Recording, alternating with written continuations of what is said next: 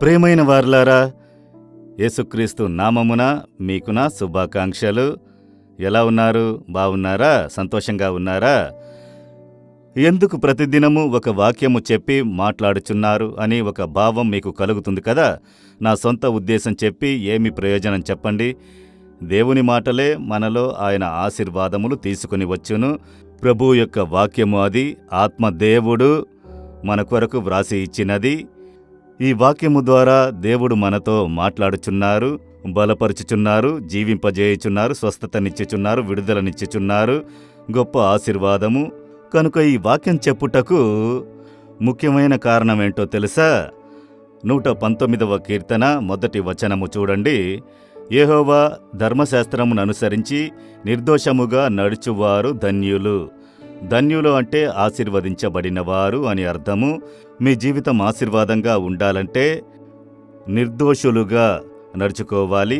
అదేంటంటే నేరారహితమైన ఒక జీవితం జీవించాలి.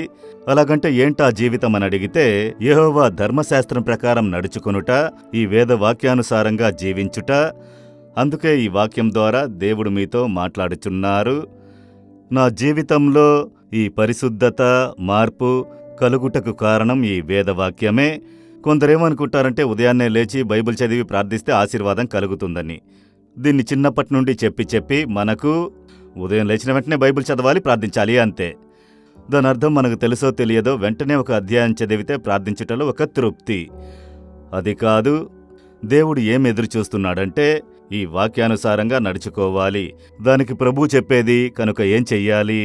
ప్రార్థనతో దాన్ని చదవాలి, దాన్ని అర్థం చేసుకోవాలి, వాక్యమునకు మనల్ని సమర్పించుకొనుట, ఈ వాక్యానుసారంగా జీవించుటకు మనల్ని సమర్పించుకొనుట. కనుక ఈ వాక్యమును దేవుడు వ్రాసి ఇచ్చినది ఊరికే చదివి వెళ్ళుటకు కాదు, దాని అర్థమును గ్రహించి దాని ప్రకారం జీవించుటకు మనల్ని సమర్పించుకొనుటకే దేవుడు అనుగ్రహించారు. అందువల్లనే యెహోవా ధర్మశాస్త్రమును అనుసరించి నిర్దోషముగా నడుచుకొనువారు ధన్యులు, వారే ఆశీర్వదించబడినవారు. కనుక వాక్యమును వినువారు మాత్రమే కాకుండా దాని ప్రకారం జీవించువారై ఉండాలని ప్రభువు చెప్పుచున్నారు. కనుక బైబిల్ ఉన్నదా? వేదవాక్యము. అలా లేదంటే ఒకటి తీసుకొనుడి, ప్రతిదినం ఒక అధ్యాయం చదవండి. అందులో ఏం చెప్పబడింది, ప్రభువు ఏం చెప్పుటకు ఇష్టపడుచున్నారు అని చూడండి. దాని ప్రకారం జీవించుటకు సమర్పించుకోండి. అప్పుడు మీ జీవితంలో అన్నీ కూడా ఆశీర్వాదంగా ఉండుట మీరు చూచెదరు.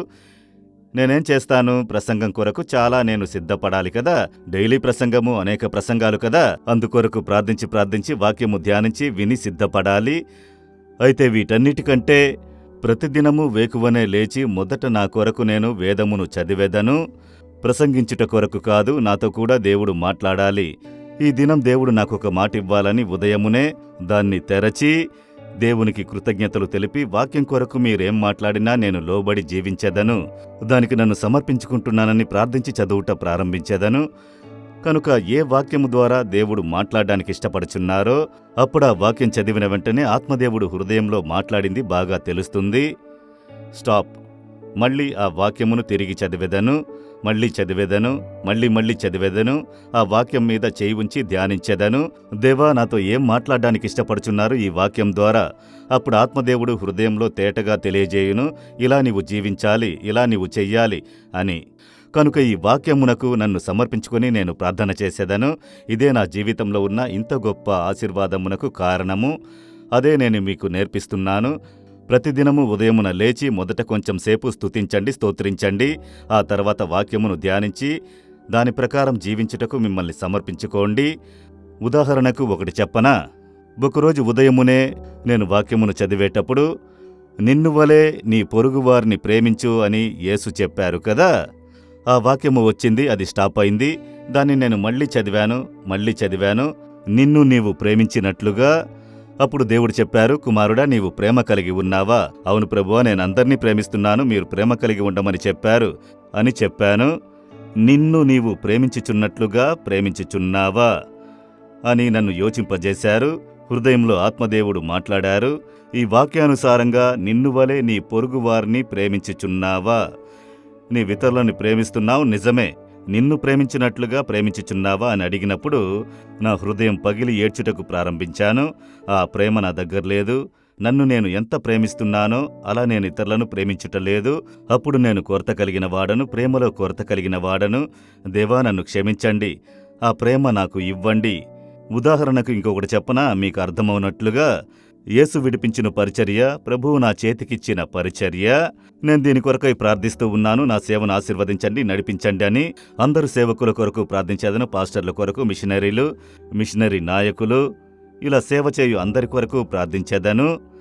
అప్పుడు దేవుడు అడిగారు, నేను నీ చేతికి అప్పగించిన యేసు విడిపించుచున్నారు పరిచర్య కొరకు ఎలా ప్రార్థించుచున్నావో అలాగే వారి పరిచర్య కొరకు నీవు ప్రార్థించుచున్నావా?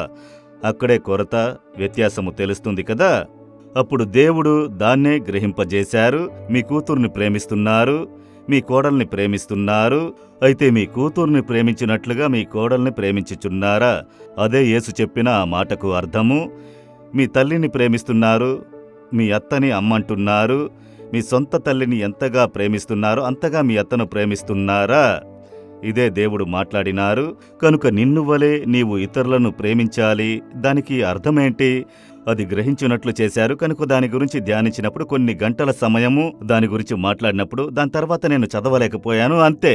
దాని మీద నా చెయ్యుంచి నా కన్నీరు బైబిల్ మీద పడ్డది. నాకు ఆ ప్రేమ కావాలి, ఆ ప్రేమను నాకు ఇవ్వండి దేవా అని చెప్పి నన్ను సమర్పించుకుని ప్రార్థించినప్పుడు గొప్ప సంతోషము. ఇలాగే వాక్యమును ధ్యానించాలి.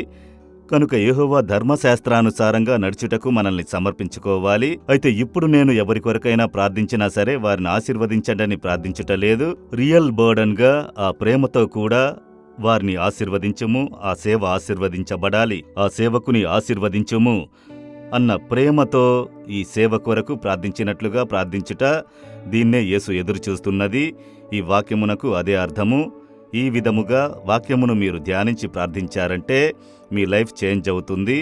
ఫలముతో కూడిన ఒక జీవితం అనుగ్రహించును. మిమ్మల్ని చూసి దేవుడు సంతోషపడి మిమ్మల్ని ఆశీర్వదించి దేవుడు హెచ్చించును. ఈ దినం చెబుతారా, దేవా, మీ వేద వాక్యానుసారంగా నడిపించుటకు నన్ను సమర్పించుకుంటున్నాను. ఊరికే చదివి నేను వెళ్ళిపోకూడదు. వాక్యమును ధ్యానించాలి, దాని ప్రకారం నడుచుకోవాలి, దాని ప్రకారం జీవించాలి. దానికి నాకు కృపను ఇవ్వండి, కృపను ఇవ్వండి. యేసుక్రీస్తు నామములో ప్రార్థిస్తున్నాను. Amen, amen. Jesus redeems Telugu YouTube ఛానల్ను సబ్స్క్రైబ్ చేయండి.